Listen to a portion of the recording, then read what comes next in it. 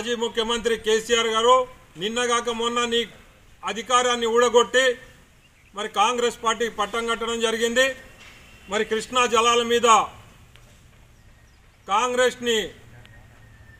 కాంగ్రెస్కి చిత్తశుద్ధి లేదని చెప్పి నీ వ్యవహారం ఏదైతే ఉందో అది సరైనది కాదు.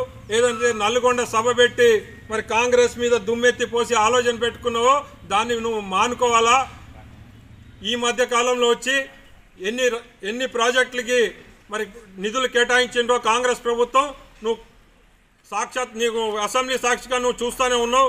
ఈరోజు ఈ ఉమ్మడి ఆదిలాబాద్ జిల్లాలో చూస్తే మరి ప్రాణహిత ప్రాజెక్ట్ ఆ రోజు ప్రతిష్టాత్మకంగా తీసుకున్న ప్రాజెక్ట్ని నువ్వు ఇక్కడి నుంచి తరలించి కాళేశ్వరం దగ్గర కాంట్రాక్టుల పేరుతో కాసులు కక్కుర్తిపడి జేబులు నింపుకుని ఆలోచన పెట్టుకొని నువ్వు లక్షల కోట్ల రూపాయలు దోపిడీ చేయడం జరిగింది.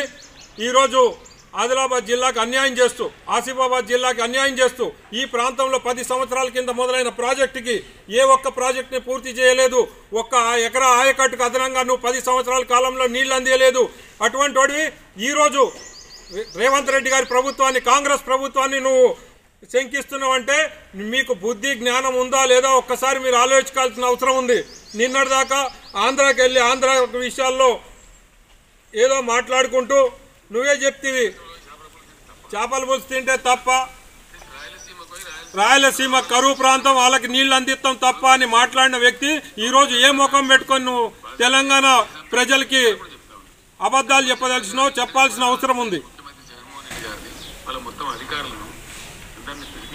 చాలా స్పష్టంగా చెప్పింది గోదావరిలో ఉన్నాయి, మీరు కూడా అక్కడి నుంచి తెచ్చుకోండి, మీకు మేము సహకరిస్తామని చెప్పాము.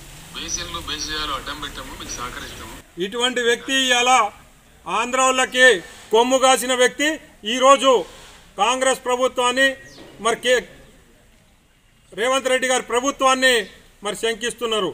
ఇటువంటి తప్పుడు ఆలోచనలు మానుకోవాలని చెప్పి మీ హయాంలో ఏ ఒక్క రైతుకి మేలు జరగలేదు. 1 ఎకరా అదనంగా ఆయకట్టుకు నీళ్లు అందలేదు. కేవలం అందినాయంటే నీ ఫామ్ హౌస్కి అందినాయి తప్ప తెలంగాణ రైతులకు అందలేదనేది ప్రతి ఒక్కరికి తెలుసు. కాబట్టే నీ అధికారాన్ని ఊడగొట్టి కాంగ్రెస్కి అధికారం చేపట్టిను. మీరు అర్థం చేసుకొని మీ పద్ధతులు మార్చుకోమని చెప్పి సందర్భంగా తెలియజేయడం జరుగుతుంది. జై కాంగ్రెస్.